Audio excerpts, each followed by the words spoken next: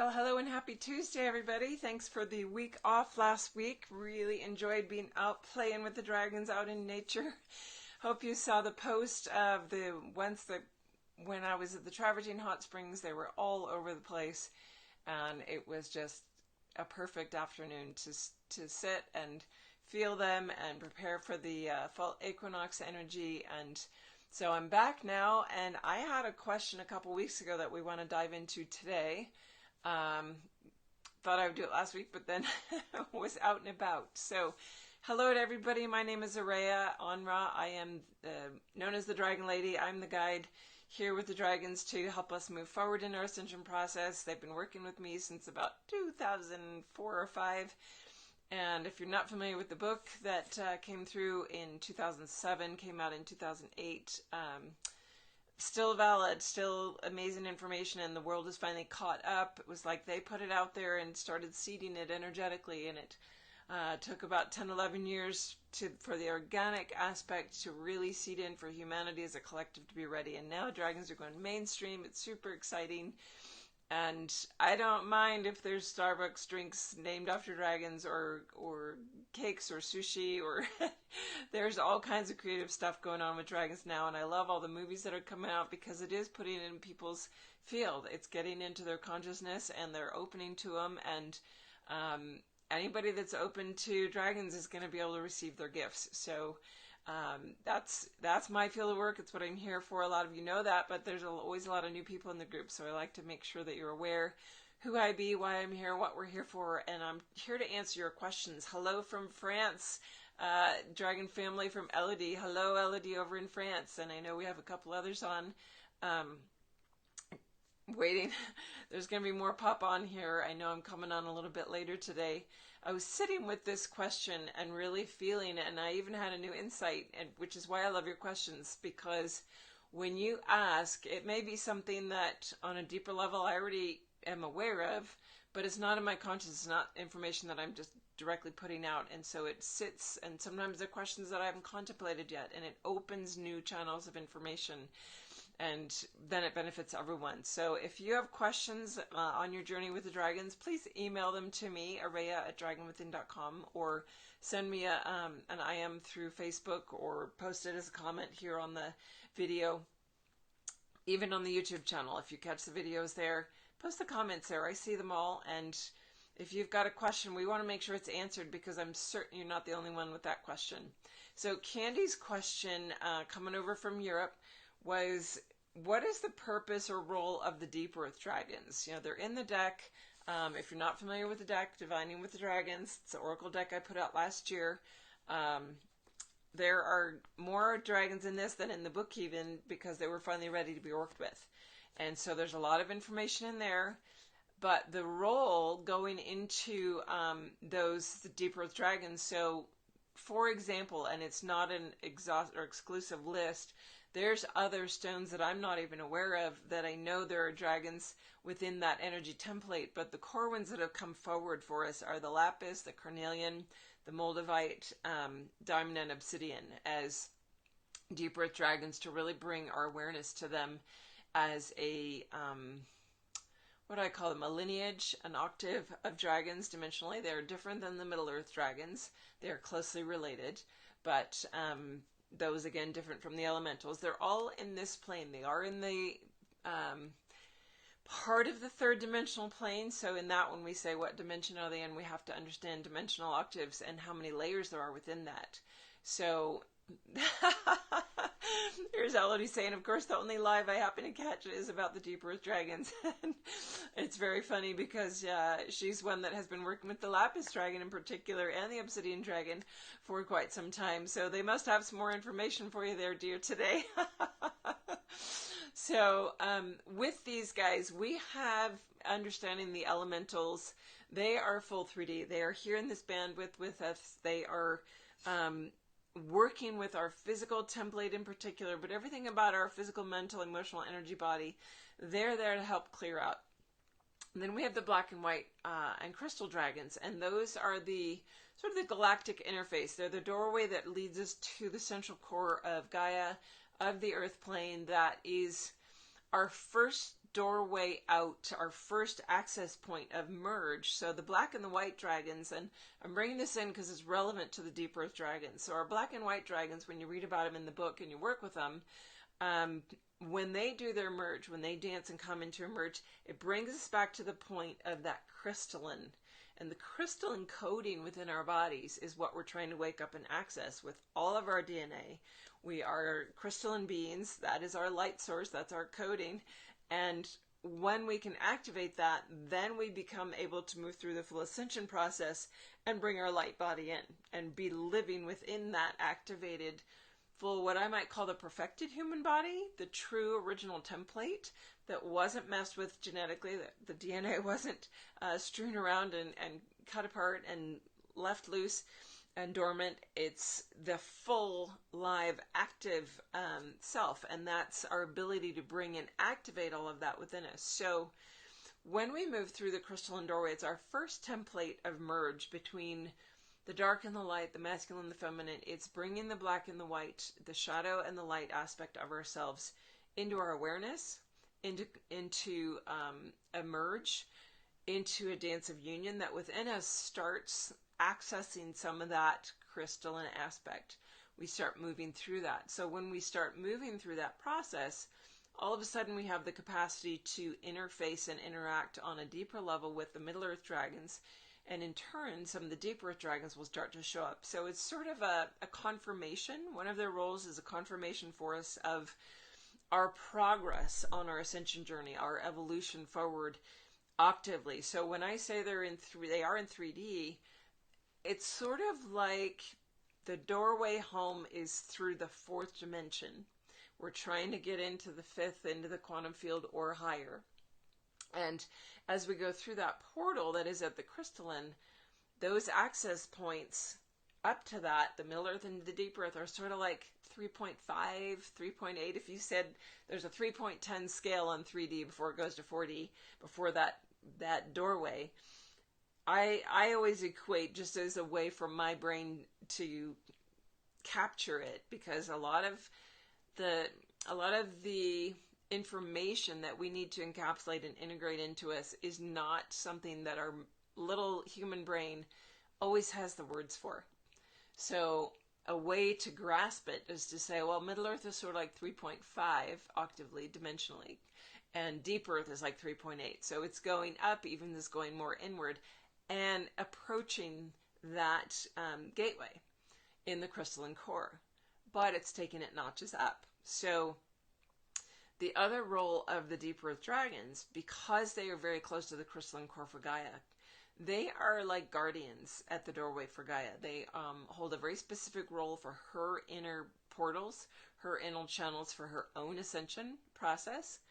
And in turn for us, they are those gateway guardians as we move through all of our work with the lower dimensional dragons, or those that are presenting in those lower dimensions for us to release through those lower four bodies.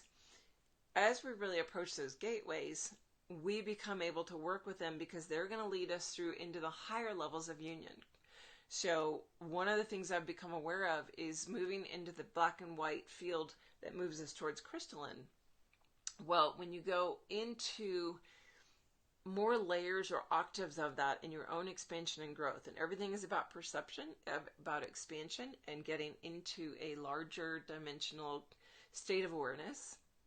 This is where the Middle Earth and the Deep Earth dragons take us. So the Middle Earth dragons are there to connect us with the Middle Earth realms. So if you're familiar with all the cities of light that are in the what's called an inner Earth template, like Telos under Shasta, or Shambhala over in Tibet,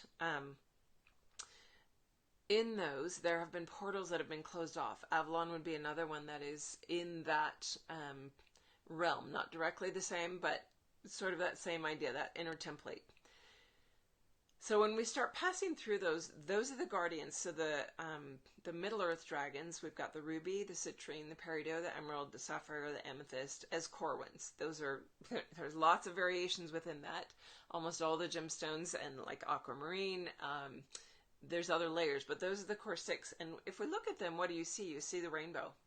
They hold all the rays. They take that higher dimensional octave that is actually diamond with the Obsidian Dragon, so the diamond and the obsidian, and they pull and reflect all the rays out of the dark and the light into that Middle Earth realm. It's like a precursor to being able to work into our full diamond aspect, which is hand in hand with our full obsidian aspect. So if you look at the octaves and see, okay, here's this interesting, there's the full rainbow, all the rays. Well, what I gleaned and noticed today, and there's probably more depth to this, but and this piece I've known, the Middle Earth dragons are all that clear, transparent gemstone quality. The Deep Earth dragons are the opaque. They are the more, it's funny that they're more solidified because they're a higher octave. They're a deeper level of work. And so when we have the Lapis, the Cornelian, the Moldavite, those are the three core ones that presented, that wanted to be in the deck, that wanted to be worked with directly. And what do we see there? We see red, green, blue. What is red, green, blue? Those are our primary colors here. Those are the core rays. Those are the ones that even the ruby, the sapphire, the emerald, those were the first Middle Earth dragons that wanted to work with us. So there's a template here of expansion that is our core needs, our core aspects that have to be opened up as we actually move even through from crystalline on to diamond to access our full light body. So what is the role of those Deep Earth dragons within that? Look at the black and the white. The black and the white dragons, when they merge, we start accessing our crystalline. It's first level of deeper awareness of our shadow aspects and pulling forward into light. So the white dragon really brings us into awareness of what would be the Christ-like, the masculine, the divine masculine. The black being that divine feminine, moving into the void. Well, take that up a notch, and you have obsidian and diamond. And moving that when they pair, and how they pull in, and I need to correct myself here because it's actually fire opal and black. So the fire opal is another Middle Earth, or Deep Earth dragon, excuse me. And this is new information that has come very, very recently. The fire opal making its presence known. And the opal is the stone of the white dragon. Isn't that interesting? And the carborundum, which is black reflecting all of the different colors, is the stone of the black dragon. But they hold essence of those deeper obsidian and fire opal aspects that when they merge, it's a deeper level of that merge of the black and white that takes us into diamond. So when we have the fire opal and the obsidian, and fire opal is a new revelation. She is not in the deck. I don't know if meant to be worked with directly, sort of like how the ruby dragon really was set apart as very particular as to who would be ready to work with that because it's so associated with magic. But in that knowing, these are the two pieces that as we really move into the void, the depths of the divine feminine, the true aspects of the divine feminine, and the depths of the divine masculine, which is the true aspects of that Christ light, and that fire within the opal that reflects, again, all of those rainbow colors. Isn't it interesting that they refract down through these layers, through the carborundum, through the opal, through the rays that are within the Middle Earth? All of it's connected, and we might not understand all the pieces right now, but knowing the Deep Earth dragons are both guardians of Gaia in that deep core, because as we access that, they are going to make sure that it's only beings that are of true intent, and you can't access it if your heart is not open to the right place. If you haven't done a bunch of shadow work and clearing and don't have the right intention, you'll never meet these dragons. So it's that inner portal for our own access points, but it's also Gaia's, and so they are the guardians of those deeper secrets within the earth that are all around the crystalline core, which is the gateway through and into our diamond aspect. And I would say that the crystalline core of the planet has already started shifting to diamond. It did quite a while ago. But these are the bits of information that are starting to come for us in how do we get there. So if you look at the question that Candy had was the Obsidian Dragon in particular. Obviously it had revealed to her. It started coming and showing up in her readings. And I know that this has happened for Elodie, who's also on today.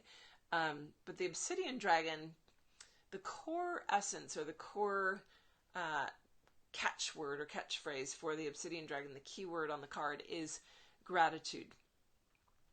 with that gratitude is stillness, alchemy, and completion. So the Obsidian Dragon is that higher level of the Black Dragon that goes into shadow, but then goes into true levels of completion. Well, what do you get in the void when you actually can reach that completion and really comprehend the beauty and the divinity of the black light? You get the alchemy that is in the void. That's creation.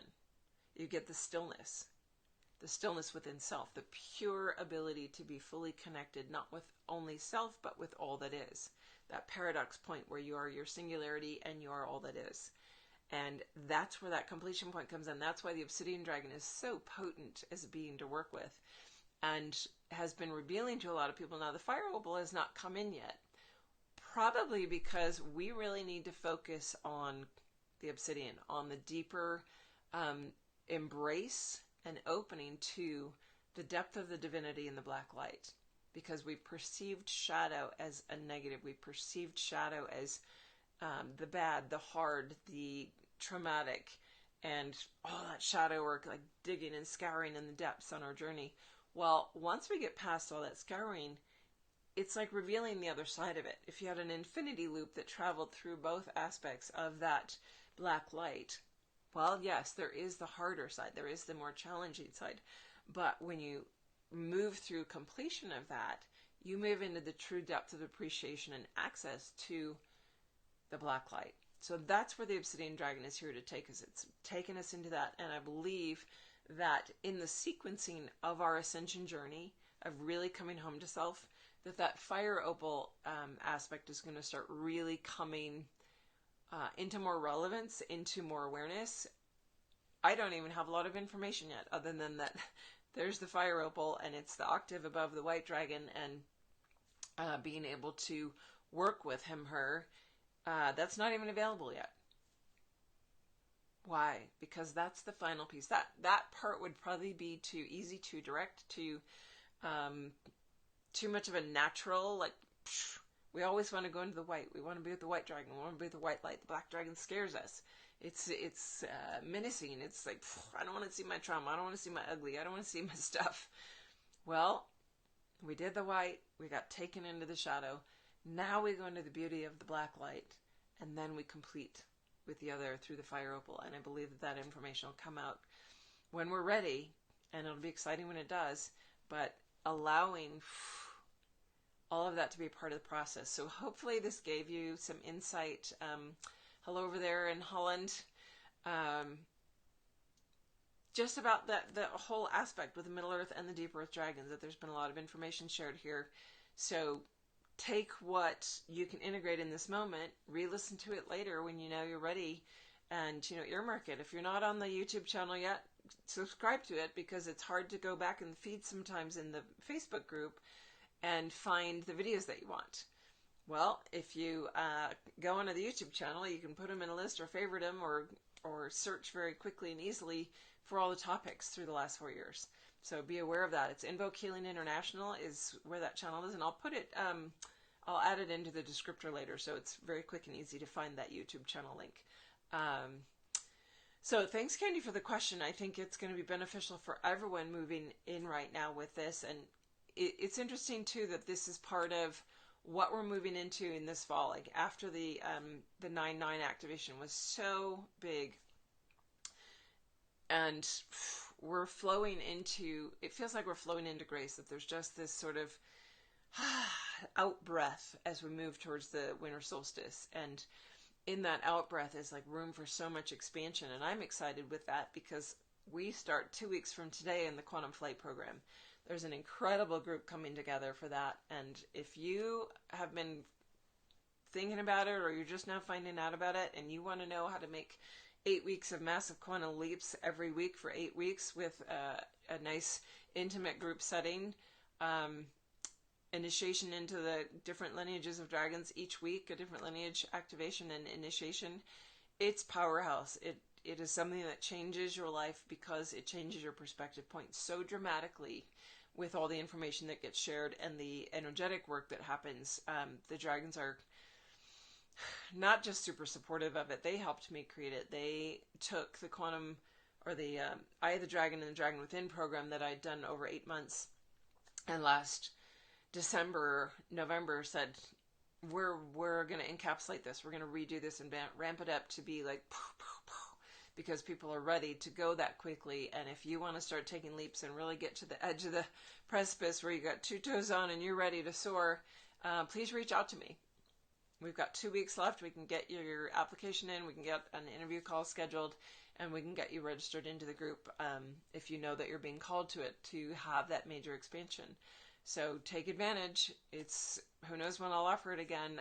This is only the second time this year. I offered it in January, February, and I did not get the clear call from the Dragons to calendar it until the day after Lionsgate. So it was the 9th of August when I woke up very unexpectedly and was like, oh my gosh, I have to calendar the program. So we start October 11th. It's going to be an auspicious time. So interesting, 10, 11, 22. I feel like there's magic in that sequencing. Anyway, wishing you a great week. Hope that this information is helpful, and share it out. If you know that people are waking up to the Dragons, make sure they know where to find the information. There's not a lot of guidebooks and information to get you started with working in the Dragons, and that's really what my life's work has been once I had my own awakening. And so once I was able to get that, and Dragons came in full force and said, all right, this is what we need to do. That's sort of been my, what's the word for it? My purpose, my dharma here on the planet, to be that dragon lady, to be that guide. So if there's something I can impart to you from the wisdom that I have, I hope that I can. And if you're called, please reach out, whether it's a question, whether you need information for the program. And I wish you a fabulous week. We are enjoying beautiful fall weather, gorgeous warm days, cool nights. I'm not ready for snow. I'm not ready for winter, but it's sort of nice to wear some long shirts or sweatshirts and ease into it. I'm ready to ease into it. All right. Have a beautiful week, everybody. Thanks for being on, and send me your questions. We'll look forward to it next week. We have another question that we're going to dive into about whether or not you are always one kind of a dragon, or if you can evolve into another kind. That was a great question that I want to address. So we'll see you next week, everybody. Have a great, great week. Bye for now.